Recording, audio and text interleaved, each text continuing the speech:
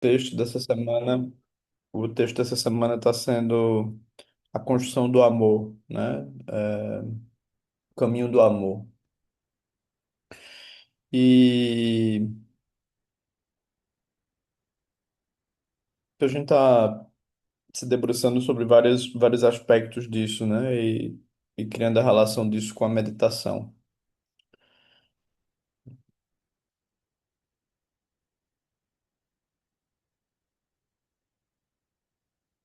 Se a gente for para as relações,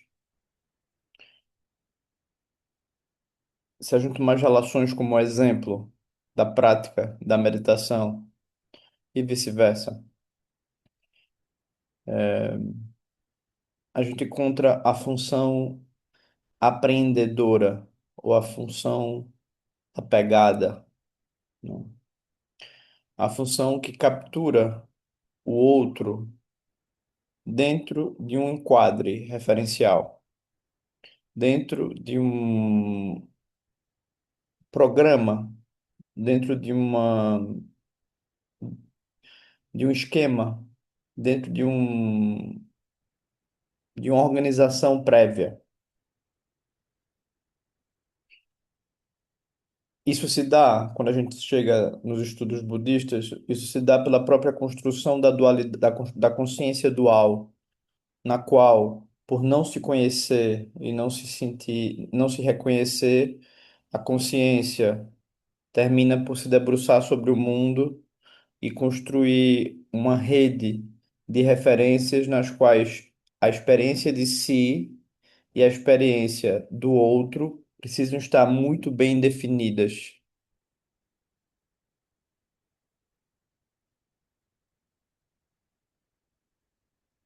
E na medida que essa ignorância de base ela passa a estar ativada a partir de referenciais de nomeação, de designação sobre eu e você, a gente começa a ter uma a construção de um esquema, uma mente que constrói o seu próprio exoesqueleto, né? Seu próprio arcabouço. Isso é muito dramático, porque o arcabouço ou exoesqueleto é aquele esqueleto de alguns insetos. Eles têm um exoesqueleto, que é uma estrutura armada, né?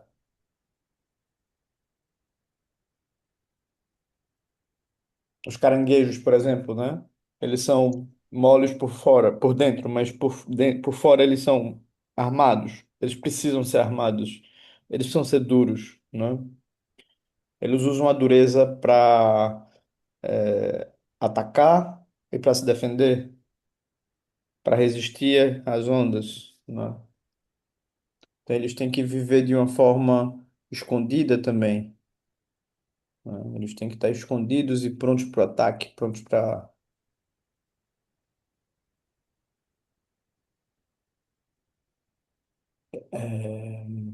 se defender. E essa estrutura a gente constrói, né? E ela reforça o senso de separação, ela reforça o senso de que você precisa saber quem é você, você precisa saber quem é o outro. E qual é o drama disso? Quando a gente volta para as relações. O drama disso é que, na verdade, a sua, o seu modelo, o seu esqueleto, a sua estrutura, ela está viva, ela está operativa em definições do que é bom para ti e do que não é bom para ti. Ela não tem tanto discernimento assim, ela tem uma grande identificação com as primeiras marcas afetivas da tua vida, em especial as tuas relações com teus pais, a tua relação com a tua casa, a tua relação com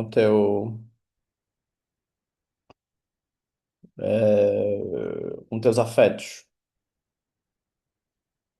Então, o que esse esqueleto, essa estrutura faz é, ela tem um mundo pré-ordenado para ti. Ela posiciona o mundo de uma maneira já estruturada, onde alguns aspectos estão no calabouço, estão soterrados, estão a 7 palmos do chão, outros aspectos estão na superfície, estão mostrando-se para o mundo. Outros aspectos estão nem se mostrando, nem na superfície, nem nas profundezas, estão por ali. Essa estrutura viva, ela faz com que a parte ou o mecanismo que faz com que esse processo surja, ele não se reconhece como construção histórica, como construção processual. Ele não reconhece que a afinidade e a aversão, ou a sensação, ou o raciocínio se dão por processos anteriores. Ele alicerça a experiência dual com um quadro emocional. Então a gente passa a ter dois problemas. A gente não só tem o problema de você estar preso na ideia de eu e outro, como o próprio sabor da tua ideia de eu e da tua ideia de outro, ele passa a estar contaminado por uma névoa emocional, um campo energético, se a gente quiser dizer assim, emocional. Essa é a vivacidade da pré-concepção, é a vivacidade da estrutura do eu, né? E isso é dramático, porque enquanto você segue no mundo sem perceber essa estrutura, você não percebe que o campo da tua visão, o campo da tua percepção, o campo do teu raciocínio está contaminado por uma indicação prévia de como o mundo tem que ser para ti, de como o mundo tem que ser para o outro, de qual é o teu papel na relação com os outros. Algumas pessoas são muito boas em sacrifício, elas se doam, elas se doam, elas se doam. O único problema é quando elas não recebem de volta, e aí elas se tornam as piores pessoas do mundo. Mas elas deram tanto. É tão injusto. Como a vida é injusta. Outras pessoas não dão nada, não dão nada para ninguém e ainda querem arrancar mais um pedaço. Elas querem mais, né? Outras pessoas estão sempre se vingando porque fizeram isso, agora eu quero aquilo. Outras pessoas estão sempre se diminuindo e encontrando quem as diminua. Algumas pessoas querem relações e, como elas se afastaram do próprio corpo, elas encontram relações performáticas e não encontram relações viscerais. Como explicar isso? A nossa explicação se dá. A ignorância montou uma casa dentro de nós e ela pintou a casa. E nós acreditamos na casa da ignorância. Essa casa é essa estrutura do eu, né? E o professor James falou um pouquinho hoje, à tarde, quem não viu pode ver depois. Então vale a pena. Essa estrutura ela está marcada pela ideia de ela encobre a experiência ilusória da dualidade com drama, o drama emocional, onde determinados aspectos são privilegiados, determinados aspectos são deixados para trás. E dessa forma, enquanto os seres se movem, eles não conseguem, no nosso caso humano, né, não conseguem nem reconhecer que a tinta, qual é a tinta que essa casa está pintada, muito menos que há uma casa. E muito menos que há uma disposição específica que faz com que, ao ser ativada, você sempre esteja construindo casas e não fluindo. Essa função específica, ou essa estrutura específica, é o nosso bom e velho amigo o apego. Ele promete o que ele não pode dar: segurança, paz. Isso não é possível. Não segurando coisas. Você não consegue segurança nem paz. Agarrando coisas. Você consegue, quando você agarra, você deixa a ansiedade para depois. Você adia a ansiedade, né? Mas você não resolveu o fato de que tudo o que você agarra é temporário. E o próprio ato de agarrar também.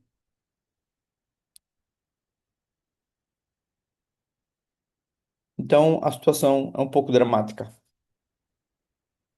Porque é, enquanto eu não reconheço o meu castelo, ele segue me levando para um tipo específico de experiência.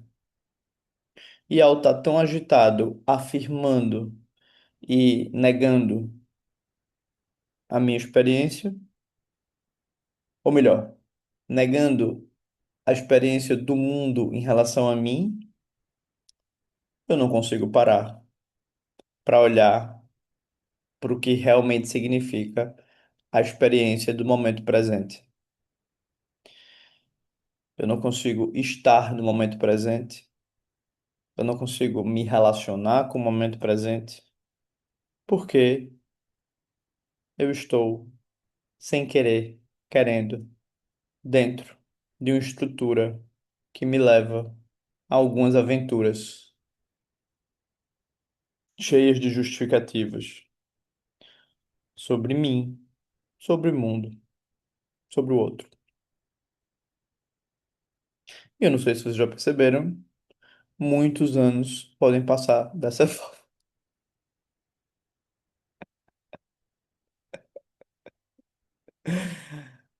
Então, isso que a gente está falando é o primeiro estágio, que é se dê conta da sua própria, de como você inconscientemente vem se manipulando todos esses anos.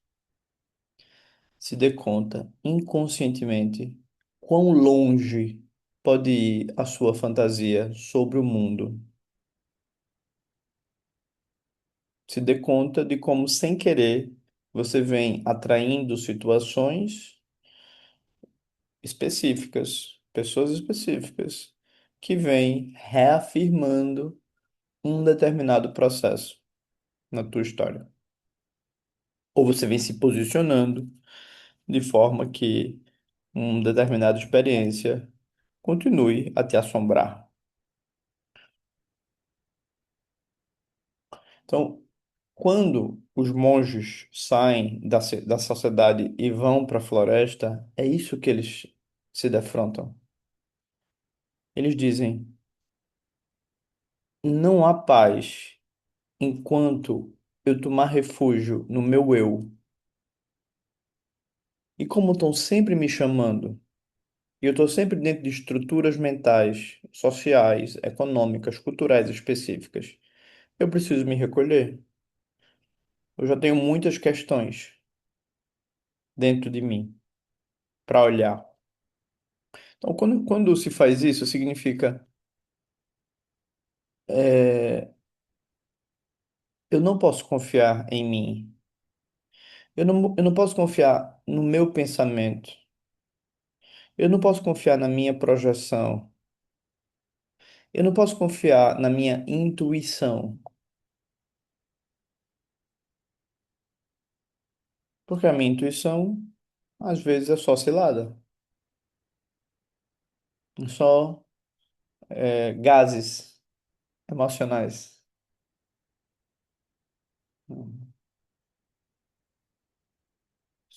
Então, aí, esse é o momento do susto. Esse é o momento que você ou chora ou se assusta. Quando você diz, uau, há um castelo aqui. Há personagens específicos que vêm à tona. Há uma máscara. E há coisas que estão no fundo, estão escondidas. E não necessariamente significa que elas deixam de acontecer, mesmo elas estando escondidas.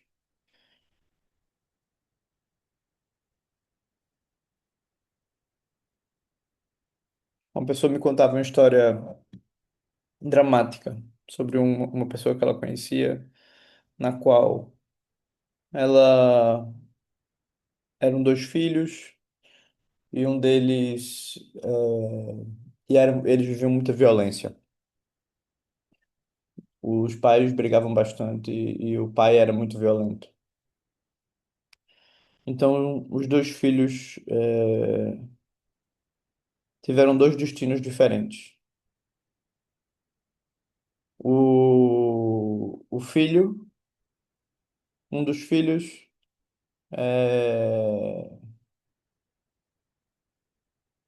terminou tendo uma profissão violenta, trabalha com coisas pesadas. E o outro filho casou com uma outra pessoa e vivencia relações violentas com essa pessoa.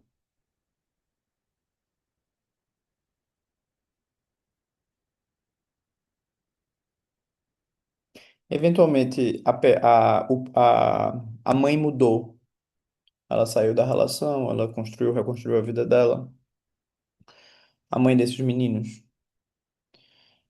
E ela só diz: eu não entendo por que meus filhos passaram por isso. Ou melhor, escolheram o caminho que escolheram.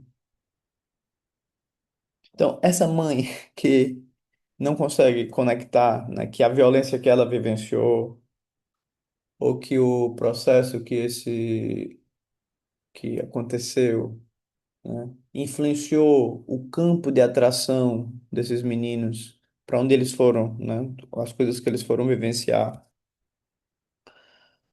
e de como eles nunca saíram da infância, né? Ela é como nós. Ela não consegue nomear propriamente o que aconteceu, o quão violência ela passou, o quão violência os filhos foram expostos. Ela não consegue. Ela tem amnésia, dissociação, né? Então, isso somos nós. A mente, quando ela, por mais infinita e criativa que ela seja, quando ela não se reconhece infinita e criativa, ela entra dentro de uma caixa. E esta caixa continua tendo muito poder. Então você se torna refém de si mesmo, refém das estruturas não reconhecidas, refém do, das ações do passado que continuam por não serem vistas, serem repetidas no presente.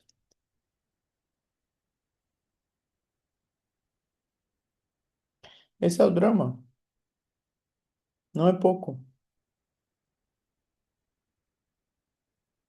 Quando você olha, comovente, é comovente. Hum.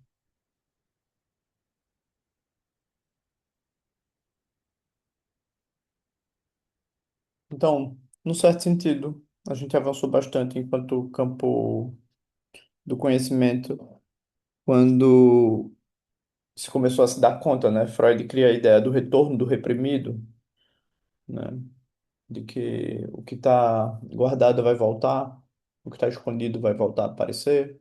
Lacan processou isso de outra maneira, né? Mas de maneira geral, hoje está muito claro, todo mundo sabe, a gente consegue entender e faz sentido, né? Que o que quer que você carregue não resolvido te assombra, né? Só que o budismo bota um pouquinho de pimenta que é não só o que você reprime te assombra, a forma como você se constrói também te assombra. Também pode ser um desequilíbrio, porque você pode descobrir uma maneira de ser que não é gentil para ti, que não é gentil para quem está no calabouço. Você pode manter um determinado aspecto na superfície e não se dar conta das suas necessidades. Isso não, isso para depois. E é claro que isso vai construindo o aspecto seu que tem mais poder continua sendo privilegiado, você tem sucesso, você tem êxito, a vida faz sentido. Oba! Só que os aspectos desnutridos, desconsiderados, continuam com muita fome em nós e precisam de apoio.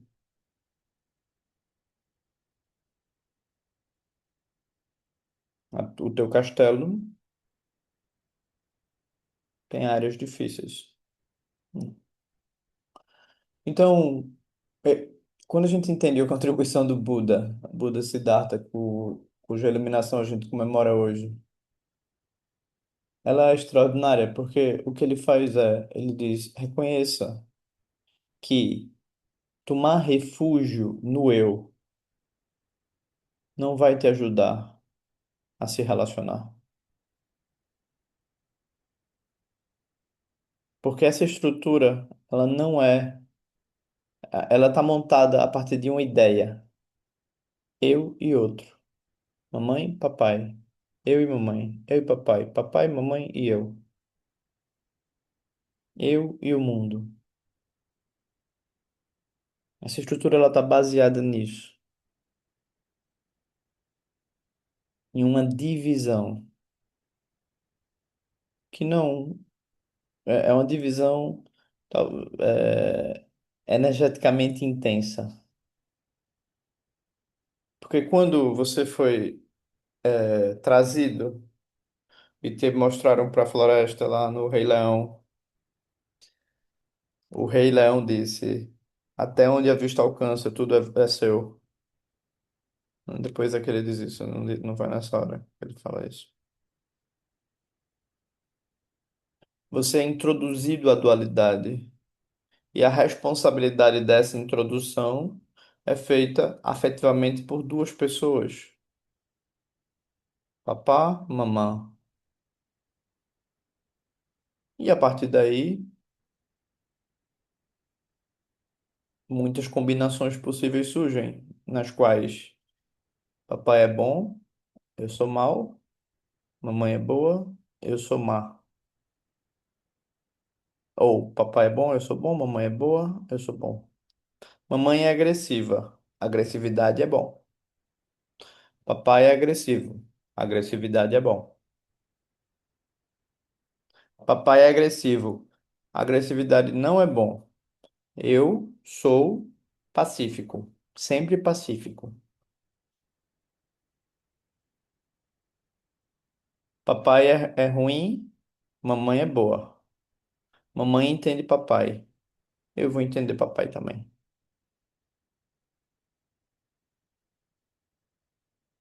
Isso é a criança. E ela, essa, pela divisão de eu e outro, ela constrói um castelo.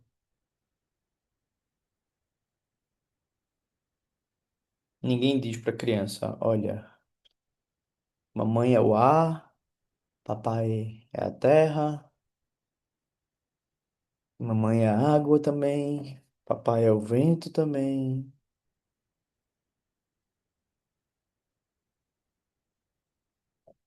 Dance, brinque com o mundo.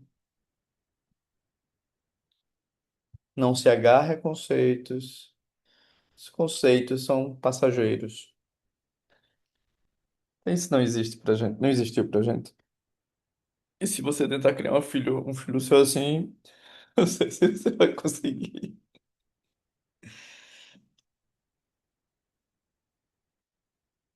Então, esse é o drama do eu, né? E aí a gente volta para as relações, né? Que é onde quer que você encontre atração ou afinidade, se você sente isso como um lugar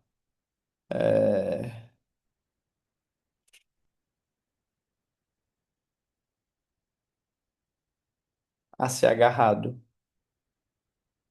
é muito provável que o enredo do castelo esteja sendo ativado e você esteja maquinando sem querer, né, o processo. E agora você tem mais um personagem, que é o outro, para dentro do teu castelo. Só que como o outro é diferente de você, aquilo nunca fica muito bem. Você quer confirmar totalmente, inconscientemente. O outro às vezes confirma, às vezes não. Às vezes ele é o passado, às vezes ele não é o passado. Aí você fica perdido se você está diante do amor ou do inimigo. E isso com os pais, né? Quando papai é bom, mamãe é boa, eu amo papai, eu amo mamãe. Quando não, eu detesto. Então essa é a mente da criança, né?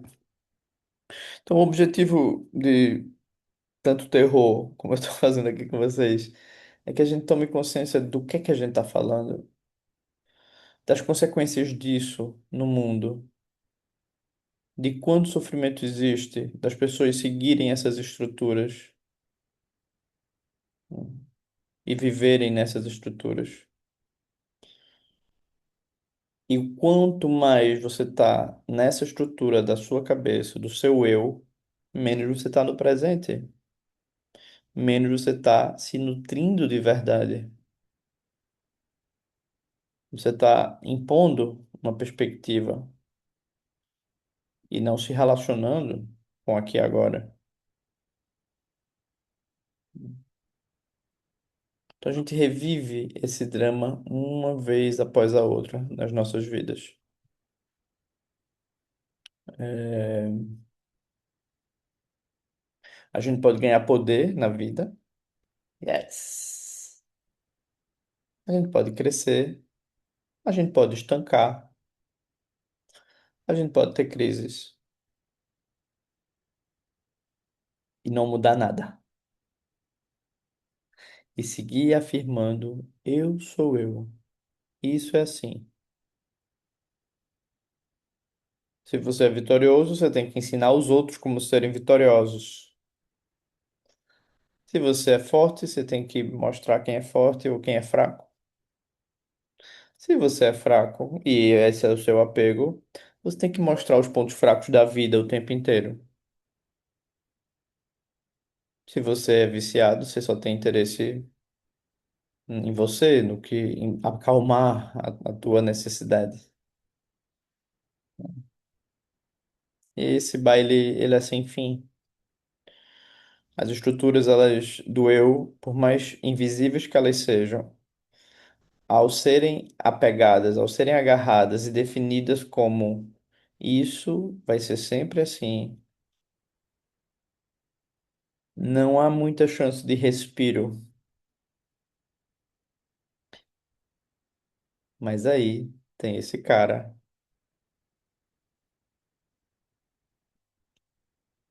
o filho dos Sáquias, Shakyamuni. Ele vai dizer: não vá por aí. Esse castelo, ele te traz uma aparente segurança, um aparente controle, mas tudo nele é baseado em falsidade.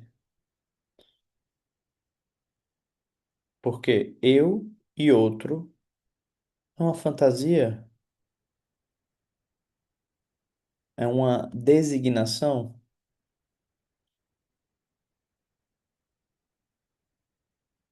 Não há tal coisa como um observador permanente.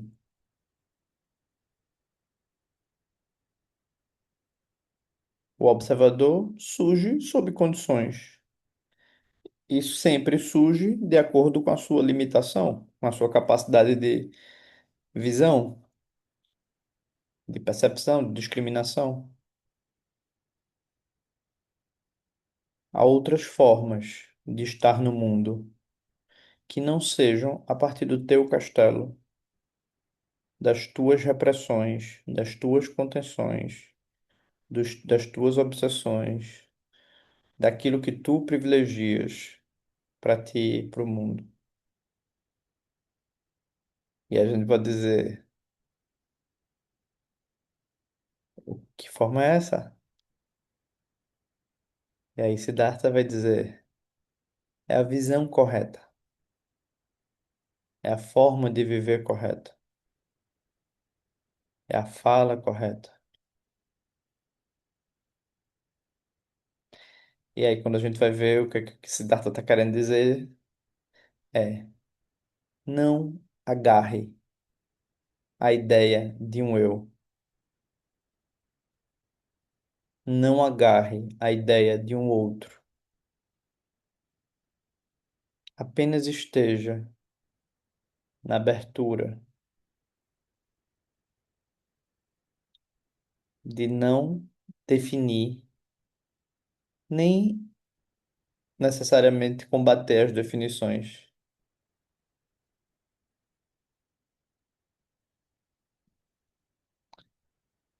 Então, quando Siddhartha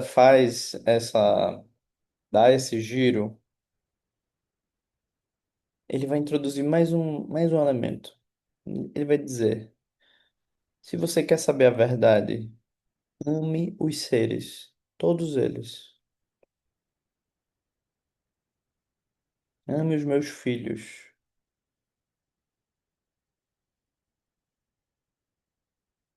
Aumente a sua capacidade de amar. Por quê? Porque a gente vai ser muito, se aproximar. Se você quer amar, você não pode ser um caranguejo. Se você quer amar, né? Ah, a gente tem que fazer uma sessão, um dia, um encontro que é o Buda encontra os 12 signos do zodíaco. Não vai sobrar um. Eu tô falando aqui do caranguejo, mas tem o escorpião também, tem o touro também, né? Animais complicados. O leão, o sagitário, cara.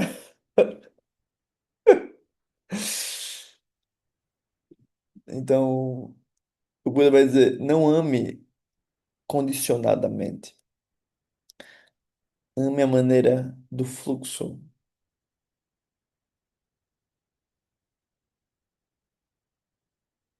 É uma maneira das algas, que é, as algas são livres, elas estão aí, simplesmente confiam no fluxo e se multiplicam.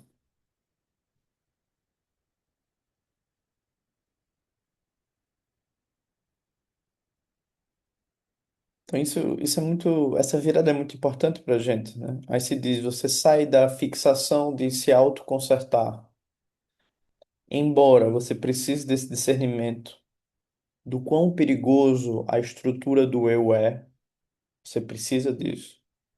Mas ele acrescenta uma coisa, tipo, você vai descobrir quem você é se relacionando.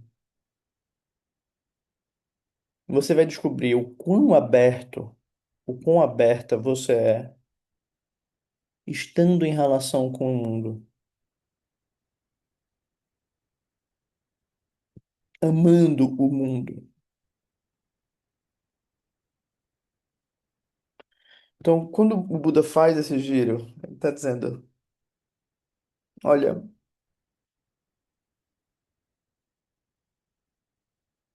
cada ser apresenta uma delicadeza, apresenta uma especificidade, apresenta uma dificuldade, apresenta um desejo. Por que o seu desejo é maior que o dele?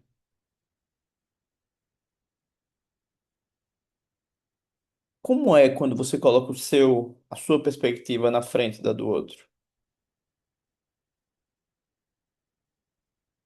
E a gente pode se perguntar: nossa, mas eu sempre coloco a minha perspectiva atrás da dos outros. Sempre. Eu sou essa pessoa. Mas nem sempre fazem isso comigo. Então, o seu apego é colocar, achar que você não pode ocupar um espaço, que você tem que ceder o espaço. E ao fazer isso, como é um apego, você não tem flexibilidade nenhuma. Você tem uma boa performance, um bom jogo.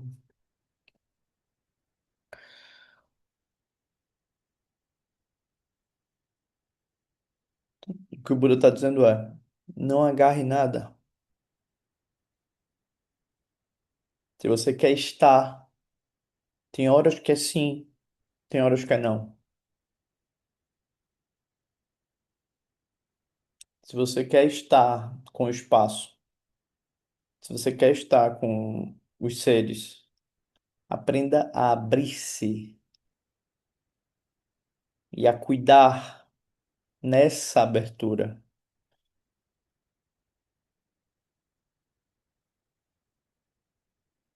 que é livre de uma pré-concepção, de um comportamento específico. Apenas esteja aqui e cuide desses seres, cuide dessas relações. Não cause sofrimento.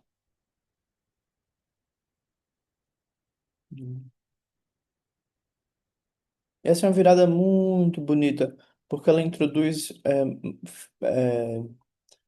o quão você precisa aprender a abrir mão do eu, do seu caranguejo particular, para estar no mundo.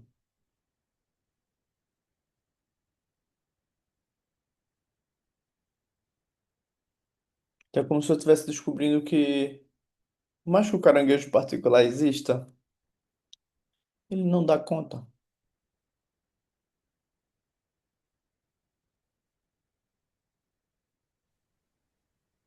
Então o ideal é se relacionar com os filhos e filhas da abertura, todos os seres sencientes. Beleza. Hum.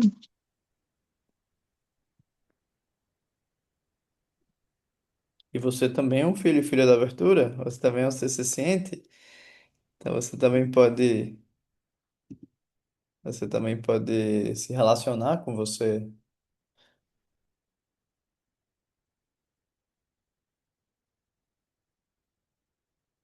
Então, essa é a segunda volta, onde os monges não estão mais recolhidos, eles estão no mundo.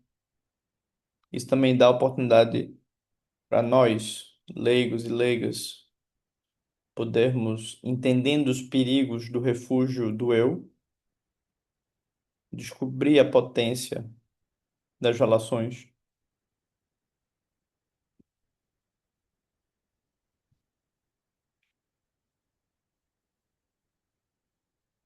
Então vejam que curioso, né? Porque é como se fosse um processo circular, né? Eu observo e abro mão, ou melhor, eu observo a estrutura e vejo o quão perigosa ela é, na estrutura do meu eu. Eu olho para o mundo, eu vejo a diversidade dos seres e eu descubro para mim que para me relacionar com eles, minha estrutura não funciona, porque ela sempre prioriza um aspecto em detrimento de outros. Ela consegue mais do mesmo. E isso muitas vezes não é o que realmente eu preciso, nem o outro. Mais drama. Uau, que incrível! Você conseguiu. Infância dramática, relações dramáticas. Yes! Que delícia. Ou se não, infância dissociada, relações dissociadas. Uau! Somos nós. A gente não precisa pagar, sofrer para os artistas poderem fazer canções.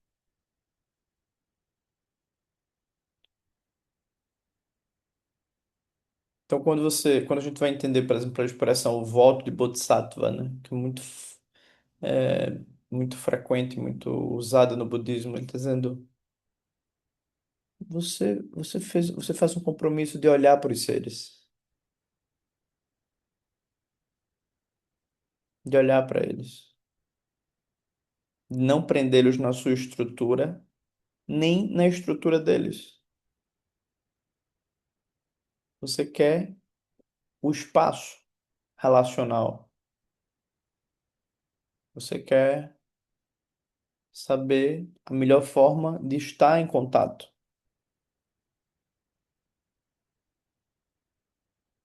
Você quer ajudá-los também, por sequência, a entenderem que se eles se refugiam na identidade de si mesmos, eles vão sofrer muito. Você vê isso por onde quer que você olhe. A gente olha e vê, né? Então esse é o caminho que chama Mahayana, o grande caminho, o caminho da relação, onde eu começo a descobrir que o amor não é só o autocuidado comigo, de evitar o refúgio no meu eu, como o amor também é estar na relação aprendendo, né, a estar com os seres para potencializar a paz deles, o amor deles, a felicidade deles. Isso, posso fazer isso se eu também estiver privilegiando o meu processo. Então, é uma dança conjunta. Senão você vai virar um pregador que não necessariamente realiza a sua pregação.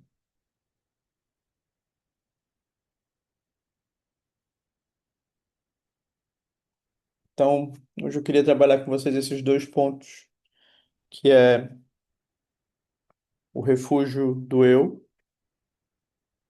como evitá-lo, e o amor aos seres, né? E na próxima semana a gente trabalha os outros dois aspectos do caminho, né? Que é a abordagem mágica ou energética, ou vajrayana, e a abordagem não dual propriamente dita, que é o Dzogchen ou o Mahamudra. Agora a gente vai abrir para dúvidas, perguntas, críticas, posicionamentos e outras coisitas más. Tá claro para todo mundo isso que a gente está trabalhando?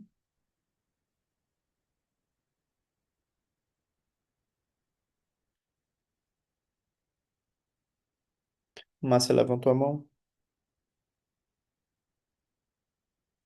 Oi, João. Oi, Amanda. Gente, João, minha dúvida é bem simples.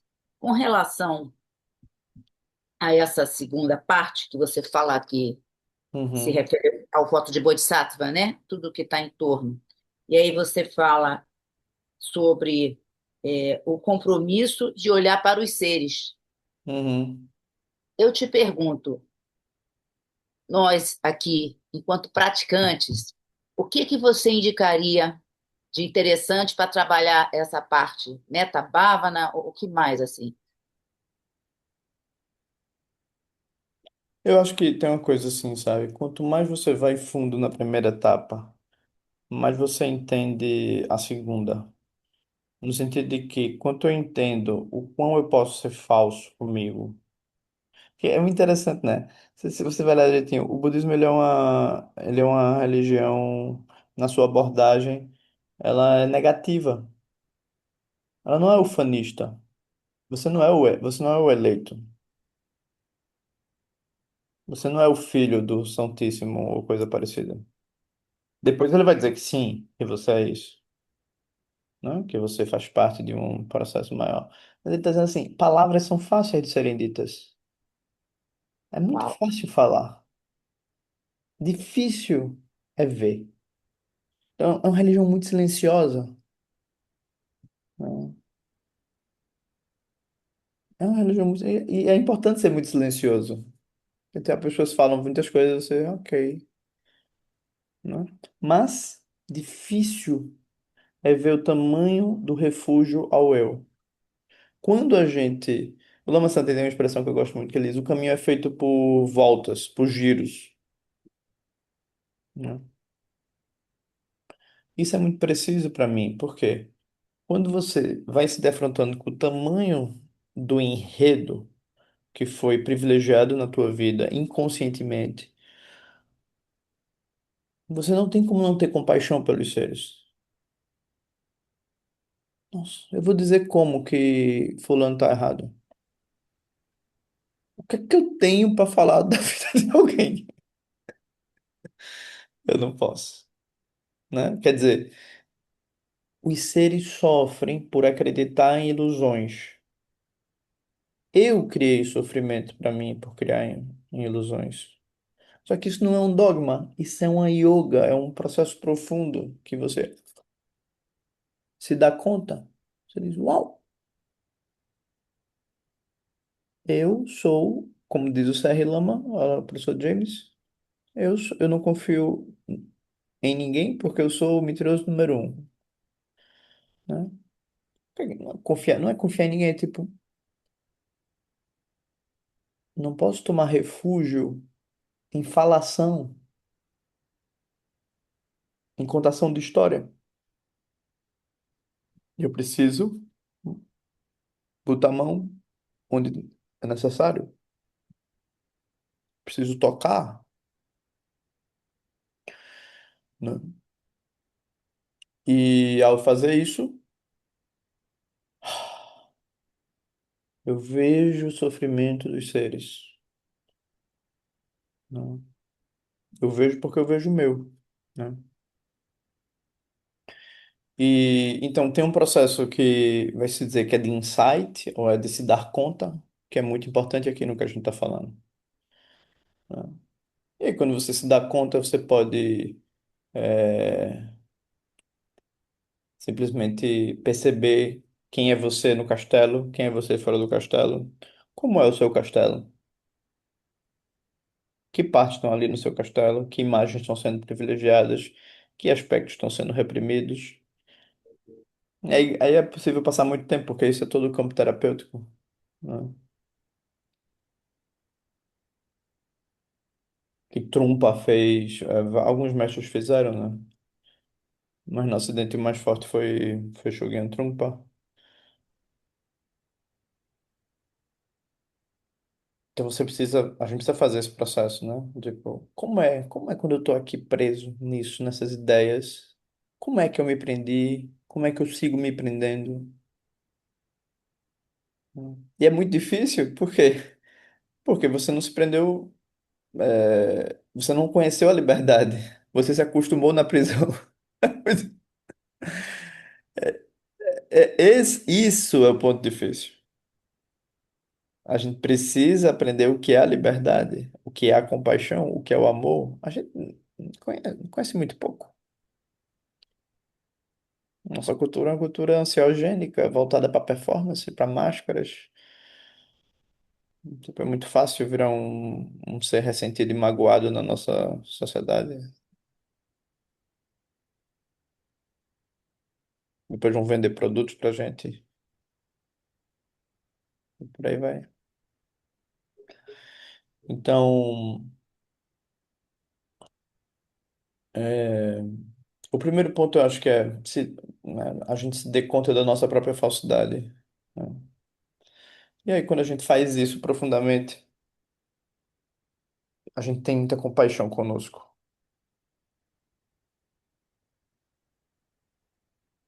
Compaixão, e essa compaixão, ela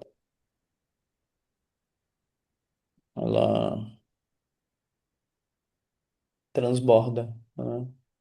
Então, esse é o processo yógico, ou yógico. Se você não faz o asana, você não tem a postura. Ou melhor, se você não tem o asana, se você não faz a postura, você não conhece o que é o asana.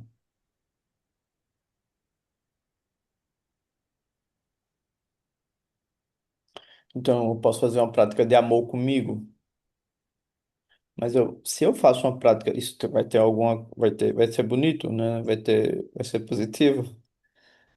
Eu posso fazer uma prática de compaixão comigo, de compaixão com os outros. Mas se eu faço uma prática de compaixão comigo, depois que eu vi o tamanho do buraco onde eu posso me meter, isso é diferente. É como se a gente precisasse da visão, a visão e da habilidade e da capacidade de chegar onde precisa ser chegado, né?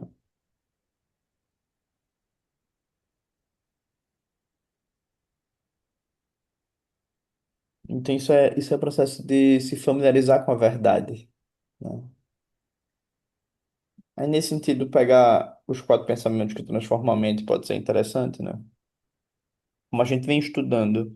Porque se vocês pegam a abordagem tradicional, ela dialoga contigo, mas ela está dentro de um contexto cultural muito específico. Karma é a continuidade das tuas ações. Sofrimento é pedagogia.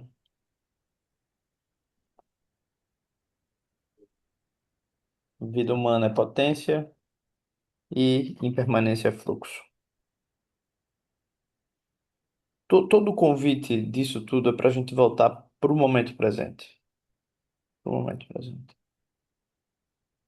Isso abre a nossa prática, porque quando você vai sentar, os pensamentos vão vir várias vezes, várias vezes, várias vezes. E você vai continuar na abertura, continuar abrindo por 5 minutos. E a experiência vai mudando, mudando, mudando.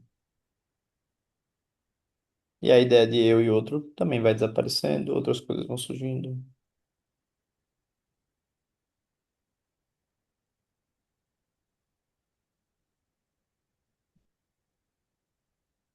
Então a gente vai entendendo isso, né? Nenhum apego conceitual é seguro.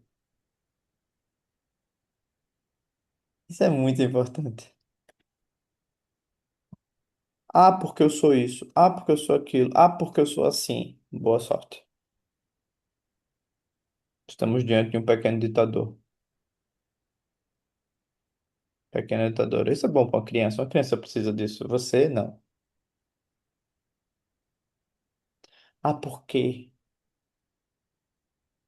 A mente, para se movimentar, se justifica a partir de um apego. Mas é uma mente que precisa se movimentar para sentir que está viva. Nosso processo é diferente. Eu não preciso me movimentar para sentir que eu estou vivo.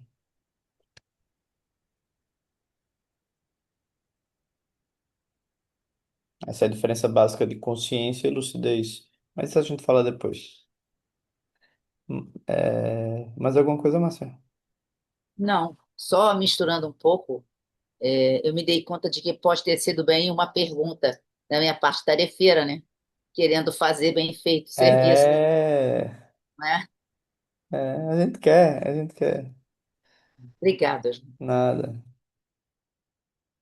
Eu tenho uma amiga que quando ela ouviu falar do desoceano, mas qual é a prática? Ela é bem realizadora. Eu disse, qual é a prática?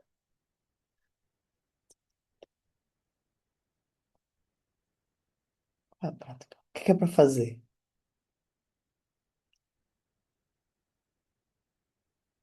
Se eu disser pra ela, fique parada, não faça nada. Porque a ideia de você é uma construção, né? Então, é o estudo, é a massagem, como diz o professor James, que vai trazer para a gente a verdade. Não é a atividade. Atividade, ir para atividade sem a lucidez é chafurdar na lama, é aumentar a densidade do samsara. Às vezes com ações positivas, como estão apegadas, viram negativas. E as ações negativas, quando estão apegadas, geram mais sofrimento. Que triste. Que triste é apegar o que não pode ser apegado.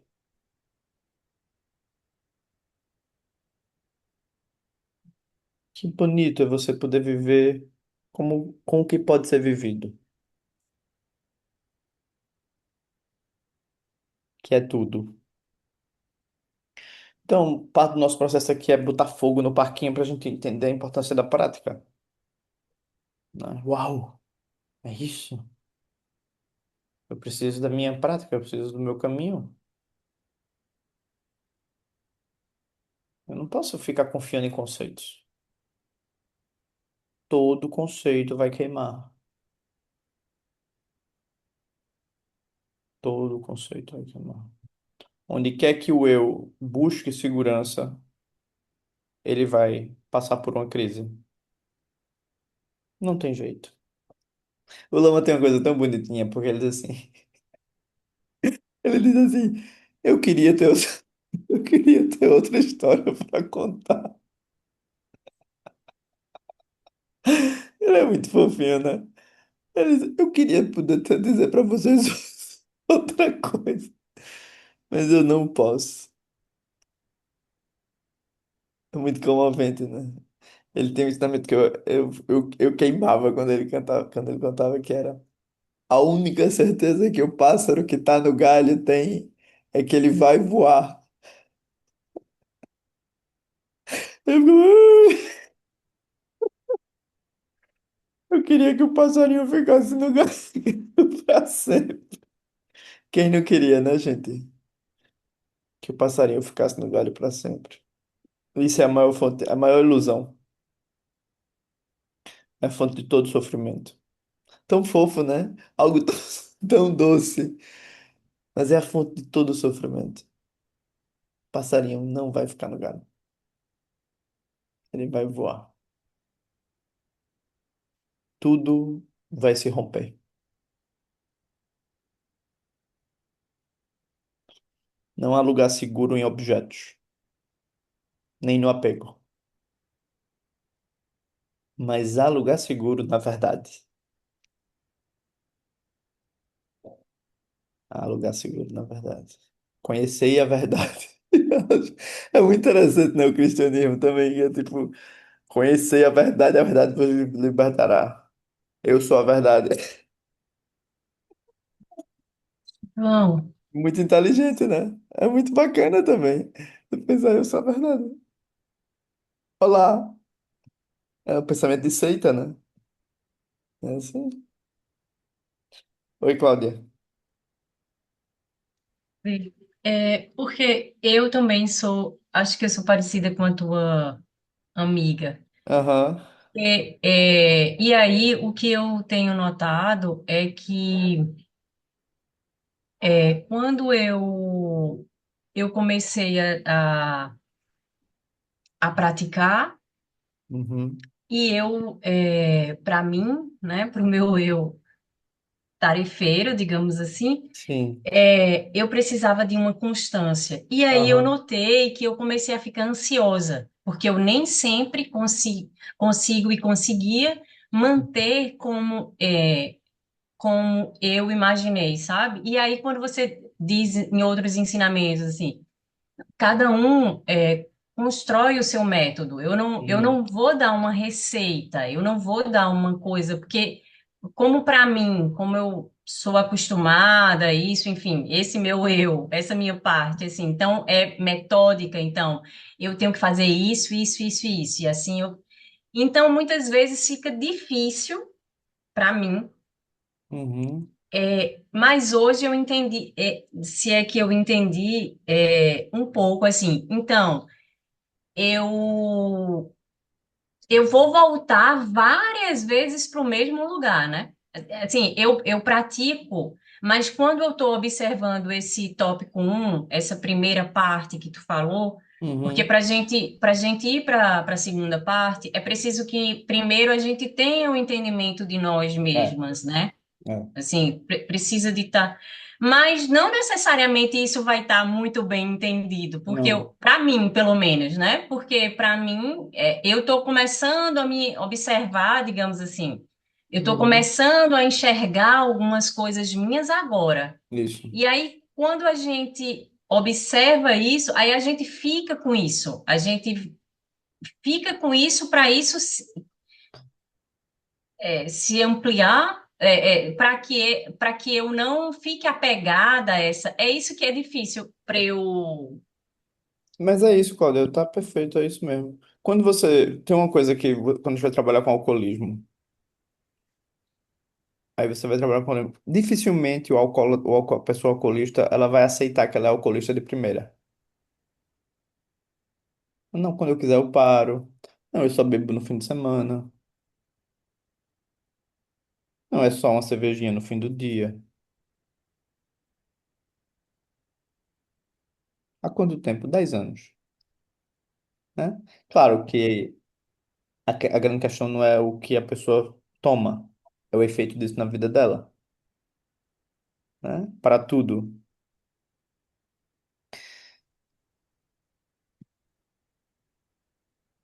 E aí, quando você começa a descobrir, opa, parece que eu deixava meus filhos no parquinho e ficava no bar olhando. Que interessante. Eu não tenho memórias brincando com meus filhos. Hum, que coisa.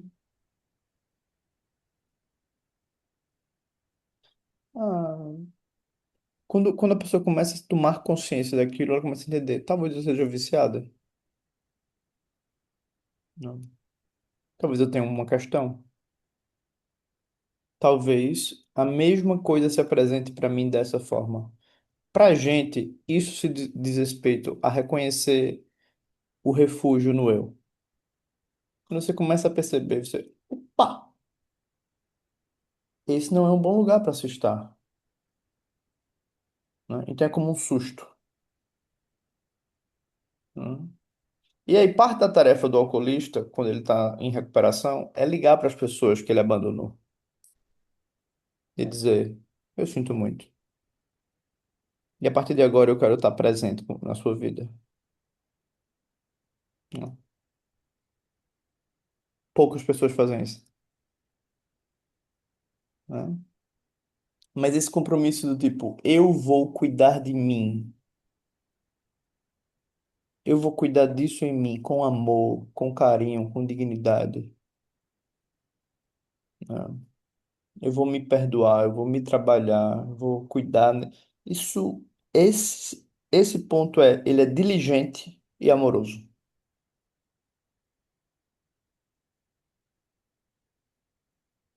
Esse é o grande ponto. Que é tipo, eu não vou tomar refúgio no meu eu. Porque a possibilidade de eu voltar para o passado é muito grande nas relações. A possibilidade de eu estar privilegiando aspectos da minha infância é muito grande na minha vida.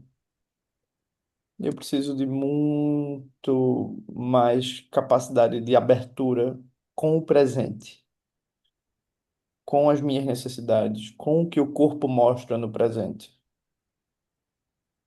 Então você começa a construir a tua ética, que eu acho que é isso que tu tá perguntando. Que não é uma invenção, não é um dogma, é uma ética que vem de dentro. Ela precisa vir de dentro, né? E aí você vai testar. É isso que vai fazer com que não seja um dogma, né? Você vai. Então isso cria a maturidade para o caminho espiritual, que não é uma caixinha, é um dar-se conta.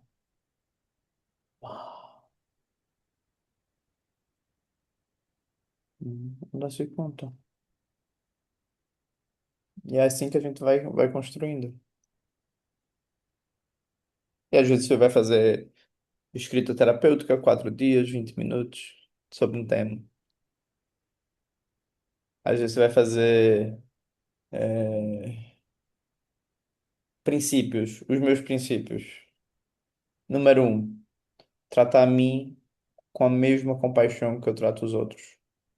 Tratar os outros com a mesma compaixão que eu trato a mim. Para algumas pessoas isso é um orgasmo.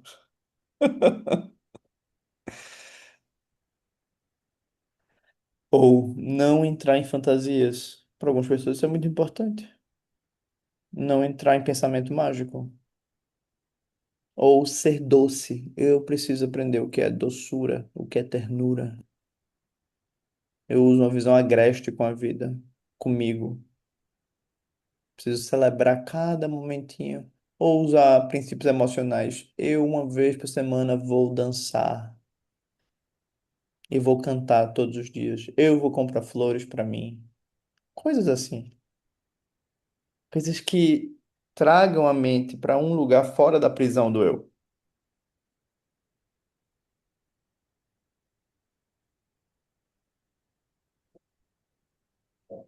Porque esse Dharma da gente, ele não é um Dharma de rebanho, é um Dharma de artista. Você precisa descobrir qual é a sua obra. Você é a sua obra, né? O ensinamento é igual, mas a tua relação com ele é única. É única. Faz sentido pra ti, Cláudia? Faz muito sentido. Obrigada, João. Nada, nada. Letícia? Primeiro eu ia dizer só que eu achei que ia ser meditação. Deixei a câmera fechada e daí eu falei, meu Deus, é praticamente uma aula, achei o máximo. É, mas eu venho estudando muito antroposofia, caí aqui Aham, nessa coisa da meditação, e aí eu, às vezes alguns conceitos eu fico, né, traçando paralelos. aham. E quando você fala dessa identificação com o eu, na antroposofia a gente fala muito do autoconfronto, e as tuas falas me lembrou muito isso, do Legal. autoconfronto, de você se contestar, né? Não ficar nessa verdade absoluta, né? Isso. E aí, esse eu que você traz, eu posso, de alguma maneira, conectar com esse ego, essa coisa Pode, terrena mesmo? pode. Só que o ego, às vezes a gente tem a ideia de que o eu, pra gente, ele é a conjunção do eu, o ego, que é o que se mostra, ou que se relaciona comigo, que privilegia alguns aspectos em detrimento de outros. Ele Uhum, também é as partes que estão reprimidas, ele também é o crítico, as partes que falam de uma forma regulamentativa conosco, que para Freud é o superego e o id. O id é o inconsciente, né? Então a Uhum. gente trabalha muito o eu, a estrutura do eu a partir dessas três partes, que elas podem estar desencontradas. Você pode ter uma visão de si que privilegia um aspecto e diminui outro aspecto. É por isso que daí não dá para confiar cegamente, porque Exato. tem esse desalinho, né? Exato. E Você pode estar aí, privilegiando e se oprimindo. Ou você pode estar privilegiando um aspecto e se oprimindo, né? Por exemplo. uhum. E daí eu tava pensando assim, né? Porque tem essa coisa do dilema que a gente vive. Às vezes, quando a gente começa nesse autoconfronto, a gente fica nesse lugar escuro, às vezes muito É. punitivo, muito autocrítico, que eu acho que faz parte de uma transição. E eu digo assim por mim mesmo. Aí quando você começa a perceber que aquilo vai desvelando, assim, né? Você fala, nossa, eu não sou tudo isso, e não sei o que lá, não sei o que lá. E essa situação realmente não está fazendo bem para mim, e você vai tomando decisões e vai. Me parece que depois disso tudo vem um clarão, assim, porque se É. tudo é esse infinito, essa vacuidade, Isso. tudo eu é o outro. Gente, é desesperador, porque, como diz a Cláudia ali, no que eu me agarro, então, né? Isso. Eu tô achando muito difícil esse ponto, né? Porque para mim tem esse ego terreno que é necessário para a gente viver a vida que a gente Claro. vive, mas tem também essa percepção de que tem algo maior, de que tem essa criação. E aí Isso. é uma coisa que é uma outra qualidade de dilema que me deixa um pouco doida, para ser bem sincera. Aham. E aí, ó, só para não trazer uma última observação aqui que eu tinha feito, né? Com relação à prática, à vivência, você se entregar a isso, então, que se abre, eu acho que para mim tem sido um exercício muito positivo. Eu realmente ganhei presentes, assim, então vem a loucura, mas também vem uma. Ai, que massa, né? Uhum. Mas uma percepção que eu tive na minha vida é que quando eu estou em situações muito difíceis, por exemplo, eu me separei, ano Uhum. passado, né?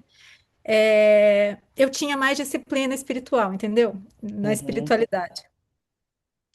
E daí eu falei, gente, parece que então eu preciso das situações difíceis. Eu tô trazendo isso porque você comentou da infância e das coisas que a Sim. gente, né?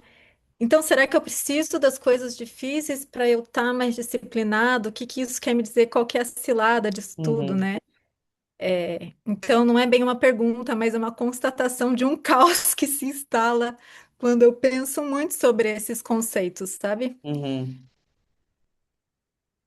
E daí é isso, né? Se é a cilada, se não é, se é esse dilema, se é esse clarão, é bastante coisa, assim, para se Uhum. trabalhar e para organizar para viver, né? Porque a gente precisa também Uhum. viver. Desculpa, falei demais. Não, de jeito algum. É, quando a gente faz essa coisa de abrir mão do refúgio do eu, né? Quanto mais você faz isso, mais abertura você pode ter, mais vontade de chorar você pode ter, É quase mais, proporcional. é, mais insight você pode ter.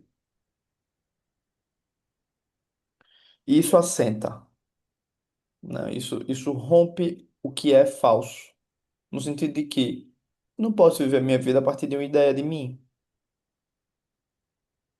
Eu não posso continuar relegando aspectos, eu não posso continuar deixando de lado, né? Por exemplo, culturalmente, os velhos vão virando alienígenas. É uma cultura extremamente etarista. Que loucura. Quanto mais eu envelheço, menos interesse social eu tenho. Parece que é 8 ou 80, na verdade, né? Ou você é o sábio, ou você é Mas o nada. sábio está em extinção. Né? Geralmente, assim, a forma como o Estado cria a relação com as pessoas idosas é de tormento. É tipo, morre logo,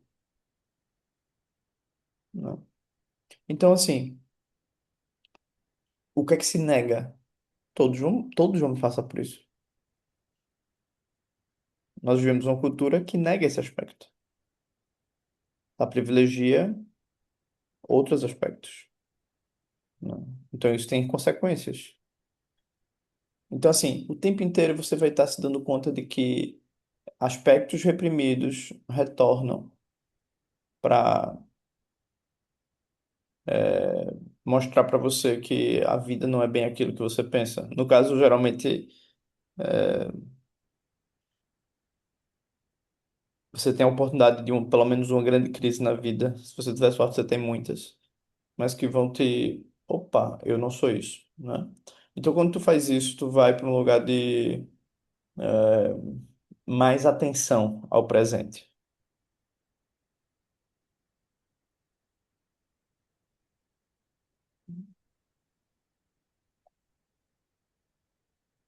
E por ter mais atenção ao presente, a prática vai vir, porque a gente vai construir esse lugar, sabe? Como, eu preciso cultivar o meu presente, eu preciso cultivar a minha relação com o presente. Isso é muito importante para mim. Não tem nada que seja mais importante para mim ou para quem quer que esteja comigo do que a minha relação sóbria com o presente. Não existe mais nada mais importante. Não tem um mantra mais importante, não tem uma prática espiritual mais importante.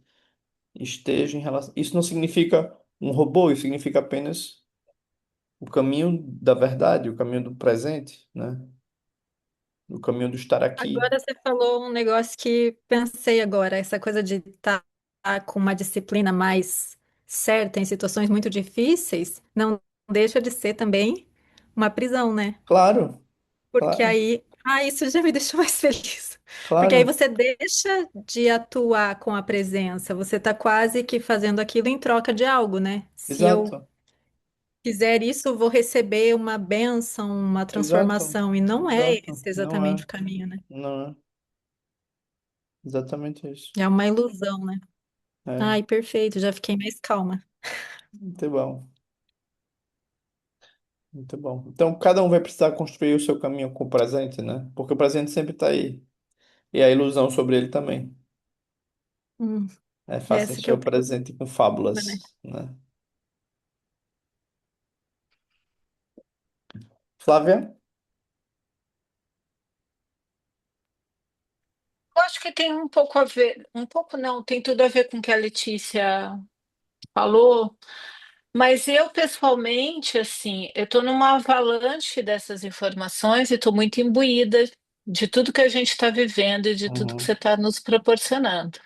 Tô um uhum, pouco atrasada, mas assim, para mim são, né, os textos têm sido,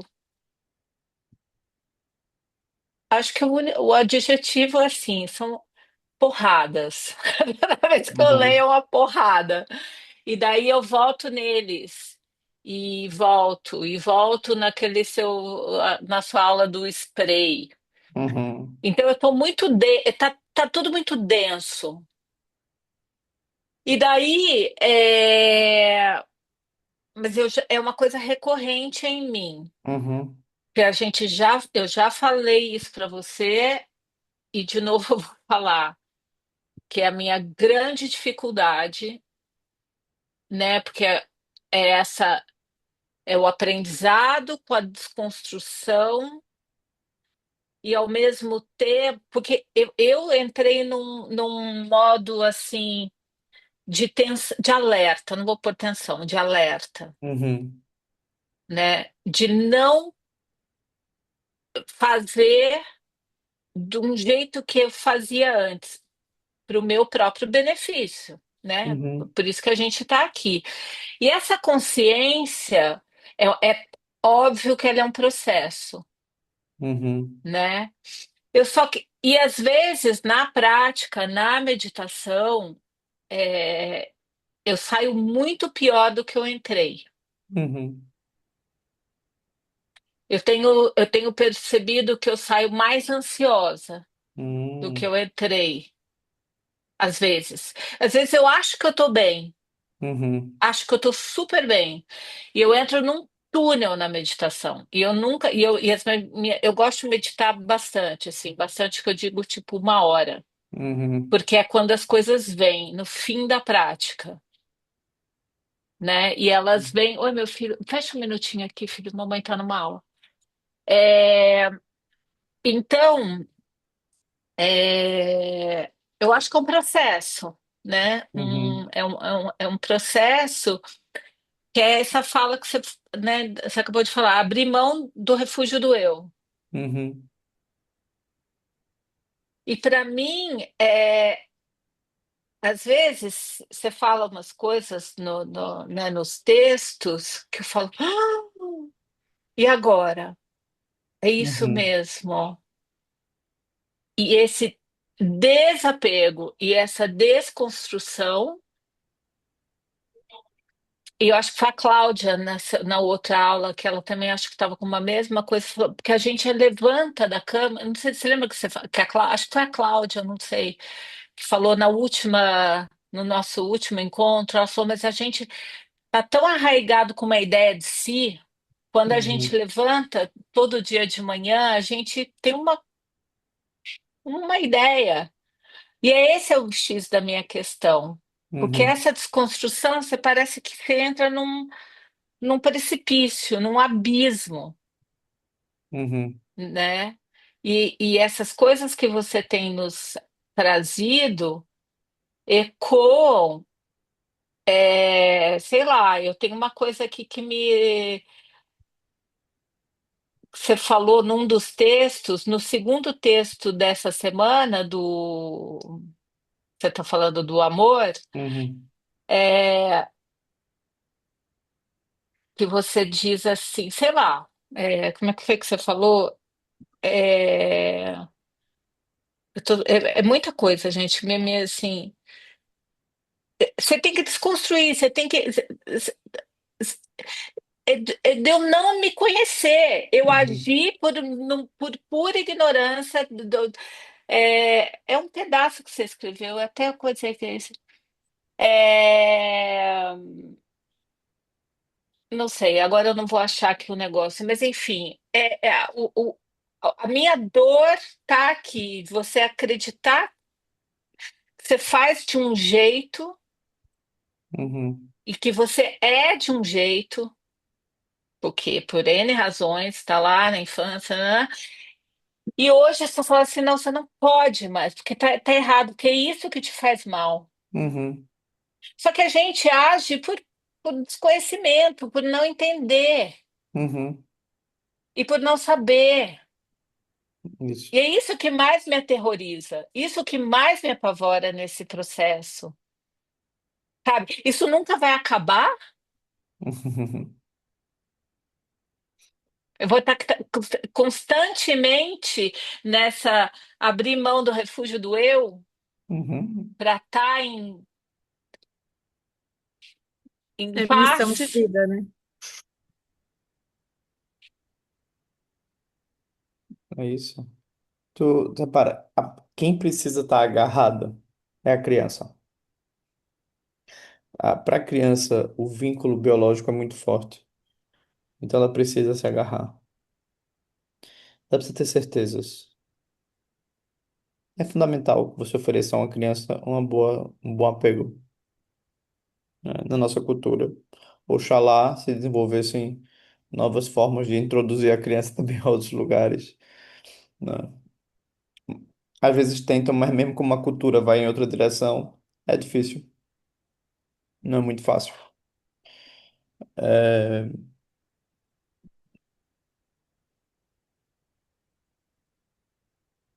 Então, o que eu apego do ego é infantil. Ah, Todo apego ao eu, ele é uma marca infantil.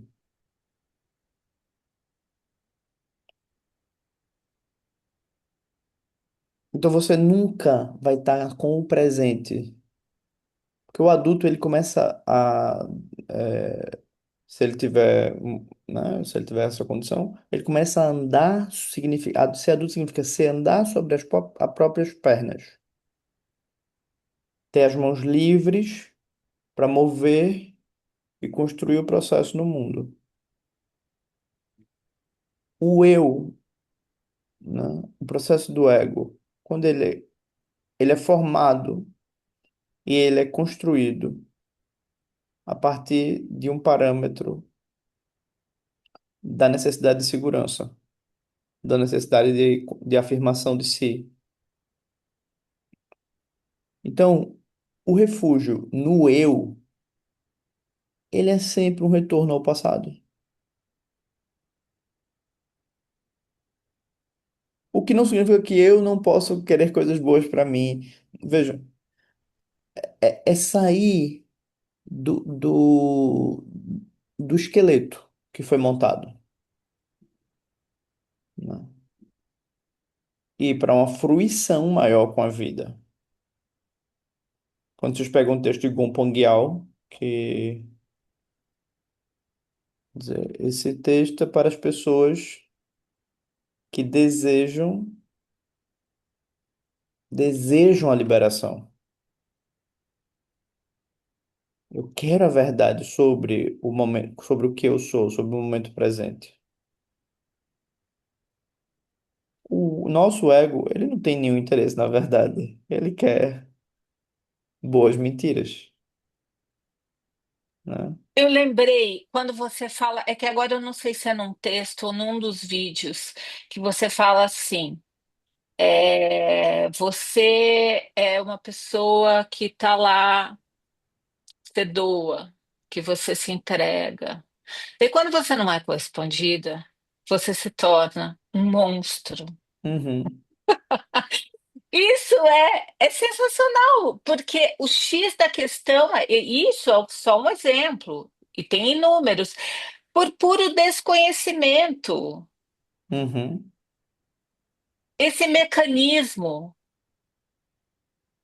né? uhum. Esse apego, esse reflexo infantil, Isso, isso. Por é isso que isso quando, que me apavora.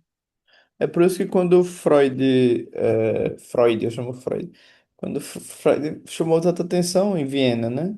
Porque ele começou a mostrar que aquelas mulheres que estavam sofrendo histeria, elas não eram loucas. Elas tinham aprendido a reprimir a energia psíquica.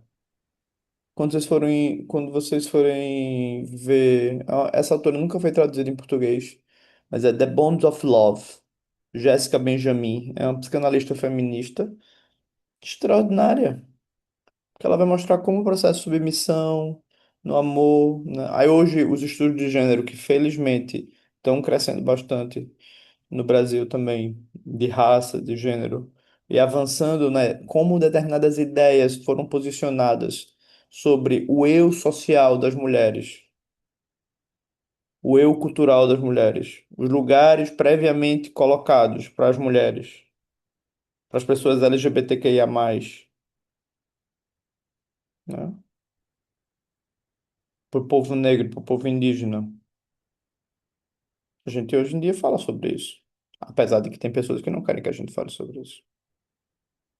A gente tem que falar. Precisamos falar sobre isso. São lugares que foram construídos sobre. Então, assim, perceber isso é muita coisa. Então, quanto mais você vai tirando isso, a sensação, se a gente estiver fazendo o processo, é uau, uau, uau, uau, uau, uau, uau, uau, uau. É normal essa perturbação, É normal. essas Agora, assim, ondas. se for fazer a prática nesse jeito que eu estou dizendo, não é uma hora, é 5 minutos. 5 minutos. Aí pode fazer 1 hora de 5 minutos. É, eu não tenho Desse feito assim. jeito. Eu não tenho feito assim. Então, Eu acho que, teve um dia que eu falei, gente, eu tenho um cavalo no meu estômago.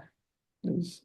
Então, Que cinco eu minutos. entrei bem, eu entrei lá inocente, porque assim, a ignorância né, assim, é uma beleza, né, a É, ignorância. Ignorância no sentido do desconhecimento, porque você não sabe onde vai dar. E a hora que eu vi João, mas eu juro por Deus, tinha o diabo da Tasmânia no ele meu, no passa, ele meu, passa, no meu estômago. ele passa, ele passa. Mas vamos seguir agora. Obrigado, Flávia. Obrigada a você. Joyce.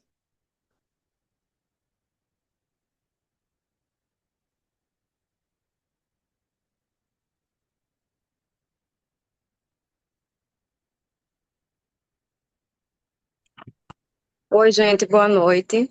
Boa noite. João, eu queria saber o seguinte: eu sinto que você está falando da questão da prisão do eu, né? Aham, Eu sinto que quando eu passo por algumas questões de saúde, né? Porque eu tenho fibromialgia e eu tenho uma doença autoimune, que é a aham, síndrome de Sjögren. E aí, assim, eu tenho sentido, por exemplo, muitas dores nos últimos dias por causa da fibromialgia. E a aham, síndrome de Sjögren também me provoca muito desconforto nos olhos e na boca, porque eu tenho um ressecamento muito grande, assim. aham. Aí eu fico me perguntando muitas vezes, quando eu estou nesses processos, né, quem é que está sentindo isso, né? Uhum, É muito difícil não reificar o eu, uhum, quando, pelo menos para mim, né?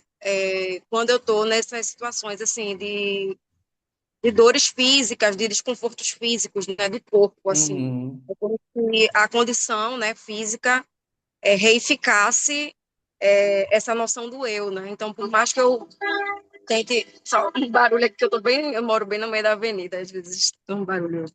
uhum, Então, assim, é isso, assim, eu queria saber se tem alguma prática, algo que possa ajudar nesse sentido, porque eu percebo que uhum, quando eu estou com condições específicas, né, no corpo, principalmente ligada à saúde, eu tenho uma tendência de reificar mais ainda, assim, essa noção, sabe? Assim, uhum, tô na prisão, mas é como se eu ficasse mais presa ainda a essa noção, né?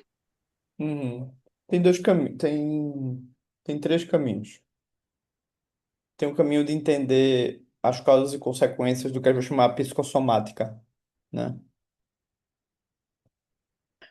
Que aí tem um livro muito bom, que é do professor Gabor Maté, que chama Quando o Corpo Diz Não. É um livro muito bom dele, muito duro, muito bom. Há outro livro que é do professor Christophe Dejoux, um psicanalista francês, que falou muito, escreveu muito sobre o sofrimento no mundo do trabalho, mas o trabalho dele com psicossomática é muito bom, que ele vai resgatar o processo do sofrimento psíquico a partir do trauma da criança na relação do que a gente não teve de brincadeira, de fruição e de como de alguma maneira é, isso impactou nosso corpo. A construção do nosso processo corporal. Sobre psicossomática tem vários autores muito bons, principalmente na psicanálise, e tem uma gestaltista muito boa que chama, que escreveu um livro chamado A Voz do Sintoma. Eu acho que foi traduzido do espanhol, ela é argentina. Se não, acha na estante virtual, eu acho. É, a gente, né, a gente tem essa a questão da psicossomática, ela vale a pena ser estudada. Outra forma de abordar é pelo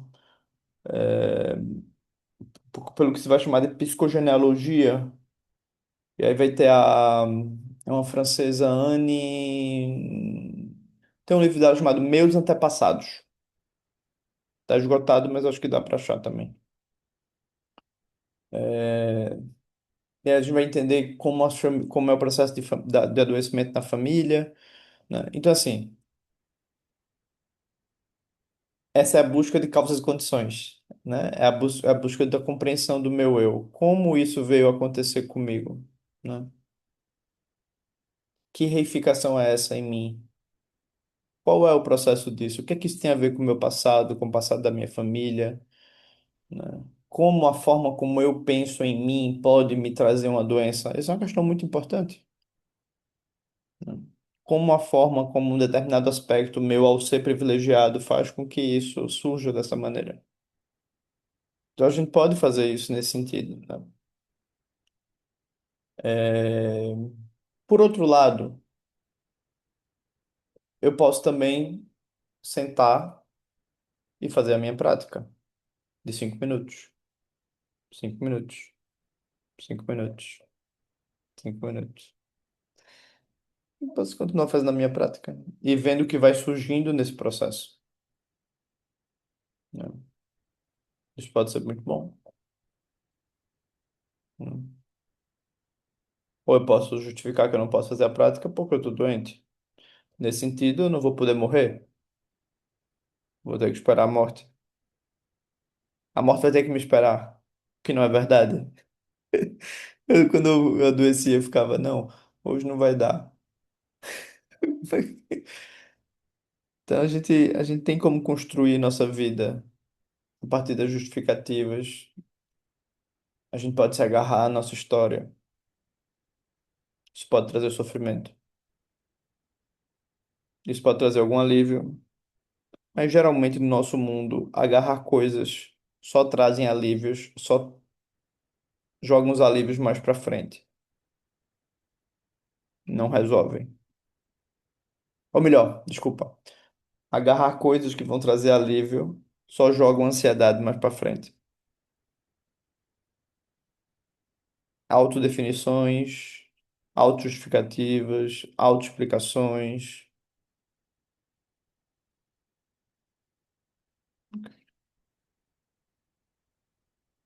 A gente precisa aprender qual é o método que vai me trazer a verdade.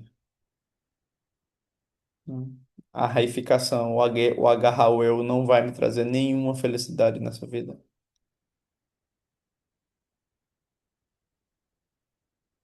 Tranquilo, Joyce? Paula, Boa noite, João. Boa boa noite, noite, pessoal. querida. João, eu tô com uma questão parecida com a da Joyce, assim, Aham. sobre a- essa coisa do agarrar o eu, assim, eu tô com essa dificuldade e eu achei muito interessante que você trouxe, remetendo isso à criança também, que era uma associação que eu não fazia. Eu fui há um tempinho, né? Eu tive uma crise, fui diagnosticada com bipolaridade, e aí esse Uhum. ano eu tive outra crise. E aí o médico falou que pode ser esquizofrenia também, vinha algumas neurodivergências, né?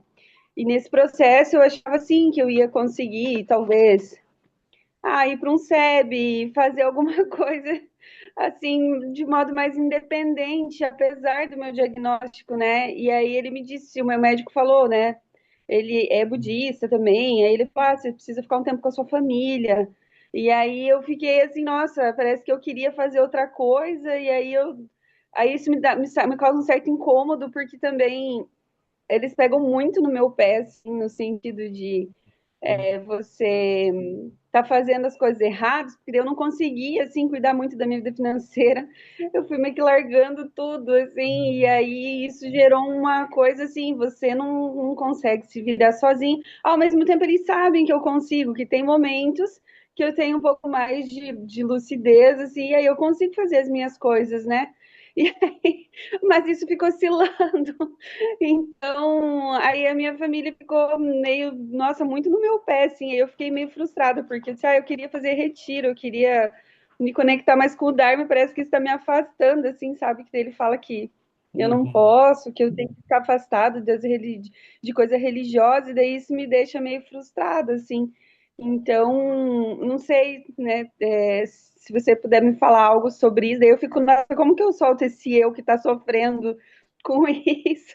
Na verdade, assim, tem um sofrimento, mas tem uma tranquilidade, assim, no sentido de que o Uhum. processo está sendo como ele tem que ser, né? Mas, ao mesmo tempo, é, sei lá, tem uma aflição junto, sabe? Eu acho, assim, Claro. podem ter vários contornos, assim, a partir disso, e aí eu Uhum. fico meio, tipo, eu não quero me desconectar do Dharma, mas daí toda vez que for no psiquiatra, ele vai falar que não é para eu me conectar. Claro, Ai, eu mas fico triste. claro, faz sentido, né? O Dharma te ajuda, tudo, mas isso é o Dharma externo que te ajuda. Só que o Dharma externo, ele também é a terra da dissociação, da fantasia. Ah, eu vou ser feliz no SEB. Boa sorte. É. Isso não é Uhum. verdade. A gente é cheio disso, né? De fantasias. O presente é muito mais interessante nesse sentido. O presente é o Dharma real, né? Então, assim, se eu percebo, voltando, né, para a pergunta que Joyce trouxe, e que é uma pergunta que vale a pena para todos nós, porque nós somos viciados em histórias, nós somos viciados Uhum. em mecanismos. Mas a gente não foi viciado porque a gente estava sóbrio e nos levaram para um lugar. Não, a gente nasceu na Cracolândia. do Uhum. eu. A gente nasceu num lugar de muita precariedade, é, é, emocional,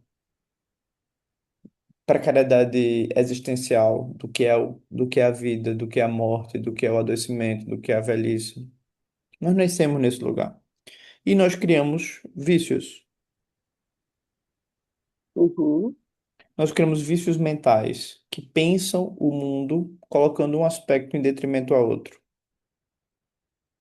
Então, nesse sentido, Dharma passa a ser: eu não posso confiar nisso que está vindo em mim, esse impulso, essa ideia, esse mecanismo, essa fantasia, esse pressuposto, porque nenhum conceito vai me trazer a felicidade. Eu preciso de abrir e construir os conceitos de acordo com o momento presente. Por exemplo, se eu preciso cuidar da minha vida financeira, eu preciso descobrir como eu vou fazer isso. Porque dinheiro é importante nesse mundo e eu preciso saber, às vezes, eu dissocio e eu vou em busca, e eu compro uma coisa se eu, ou eu me desorganizo. Às vezes eu tenho uma crise. Às vezes eu tenho uma crise afetiva, às vezes, né, a pessoa projeta a felicidade em alguém, às vezes ela não percebe que ela só busca as mesmas opções, porque a imagem que ela tem dela é X, então ela está o tempo inteiro, né, é, se justificando, né? Então, nesse sentido, eu preciso do Dharma do presente, né? Essa nossa tradição, ela é muito importante perceber isso, né? O Buda, ele é o Buda do presente, do aqui e agora. Eu preciso entrar em contato com o aqui e agora. E eu preciso que o aqui e agora me mostre o que é que está demais. Onde é a minha crise? Onde é que está dissociando? Onde é que está tendo repressão? Onde é que eu preciso confiar no feedback do outro, né? Eu preciso confiar que a pessoa me diga, olha, eu acho que isso, olhando para você, eu estou reparando que você não vem cuidando disso, né? Uma das coisas que eu gosto de dizer sempre é isso, né? Ó, eu vejo que você está se iludindo, ou você está se boicotando. Esse não é um bom caminho. Você está querendo que eu confirme uma coisa, não estou falando de ti, tá, Paulinha? Mas assim, às vezes na clínica você está querendo que confirme uma coisa que não é verdade. Não, isso te faz mal. Então, eu já disse assim, já, para algumas pessoas, eu digo, olha, você é melhor você não se relacionar. Pessoas que gostam muito de se relacionar. Por quê? Porque quando você se relaciona, você dissocia. Você entra em lugares difíceis. Você primeiro precisa cuidar muito de você, cuidar muito de algumas plantas que bebem água em dias diferentes, que tomam sol diferente, que têm solos diferentes, e aí você pode começar a se relacionar. Quando você não precisa mais de alguém, aí é um bom momento para você se relacionar, né? Então, algumas pessoas têm problemas com dinheiro. Algumas pessoas querem acertar tudo. Então, se você ouvir falar que vai ter Retiro A lá na Casa do Chapéu, Retiro B lá na casa de não sei onde, você vai. Ah, mas eu não tenho dinheiro. Mas o retiro do Dharma é muito importante. Eu acho que eu vou fazer uma dívida. Uau! Parabéns! Uma boa forma de criar problemas. Não crie uma dívida para ir para o retiro. Não. Porque dessa forma, daqui a pouco você vai odiar o Dharma. E os agiotas vão adorar o Dharma. Talvez você seja uma pessoa muito compassiva. Tipo, vá fazer retiro, né? Então, eu acho assim, sabe, que é bom a família, né, a gente se tratar, a gente se trabalhar, é muito bom nesse sentido, sabe?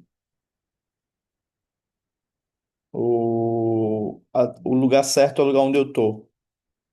O Dharma certo, isso é um ensinamento, né? Do Buda, isso o Lama fala, eu não sei de onde é que o Lama tira, mas a gente traduziu um texto do Lama Chatsanampa e tá lá esse texto que é dizendo, mas é isso também tradicional. O Dharma certo é esse Dharma, a sanga correta é essa sanga, o momento correto é esse momento. Isso é muito bonito, né? Que é esteja aproveitando aqui. Aproveite aqui. Aqui você tem tudo. A ideia de que você tem que estar lá é uma tentativa de regular o aqui. Mas o aqui já está bem. Se há angústia, vamos nomear a angústia. Se há sofrimento, vamos nomear o sofrimento e vamos trabalhar o sofrimento. Mas a mente sai do aqui para fugir do sofrimento, para fugir da realidade, para querer ser maior, para tantas coisas a mente foge do aqui e agora. Então, voltar para o aqui continuamente, voltar para o aqui continuamente. Voltar para a sobriedade do aqui e agora. Essa é a nossa questão.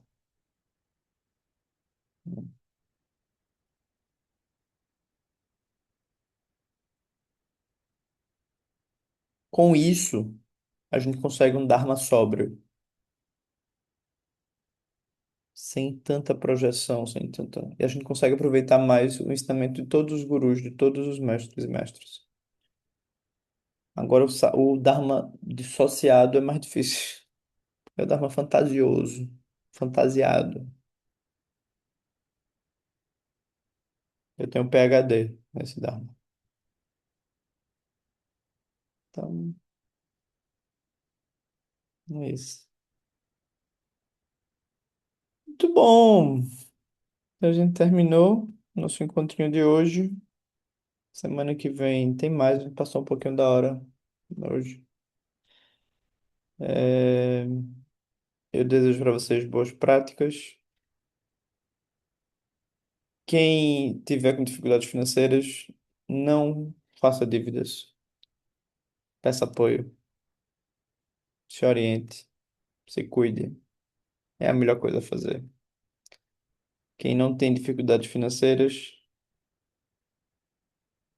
doe, ofereça, contribua com os que precisam. É assim que as coisas se equilibram. Hum. Quem tem um vício não deve ir para o lugar do vício.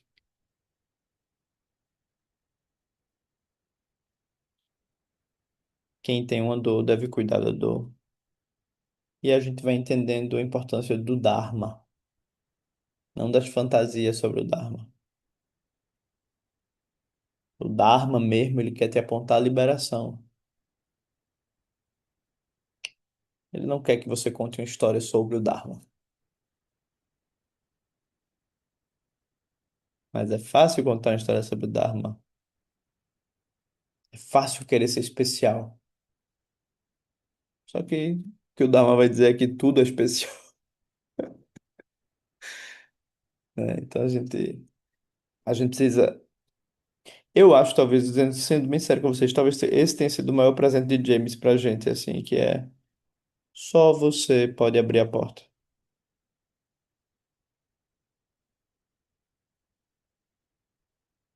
Você pode ter ajuda, você pode rezar muito, você pode. Mas o caminho você vai trilhar. Ele é teu. Ele é teu. Não é uma regra, não é um código que se você fizer direitinho. Não. É a sua relação com o caminho que abre a porta.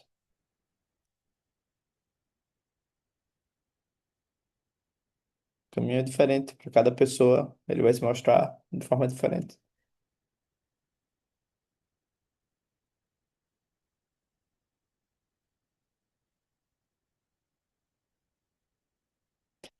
Muito bem. Beijos. Obrigado mais uma vez por estarem aqui, por a gente partilhar junto esse momento.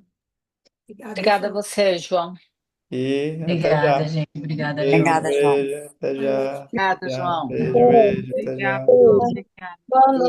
Tchau. Boa noite, boa noite. Noite.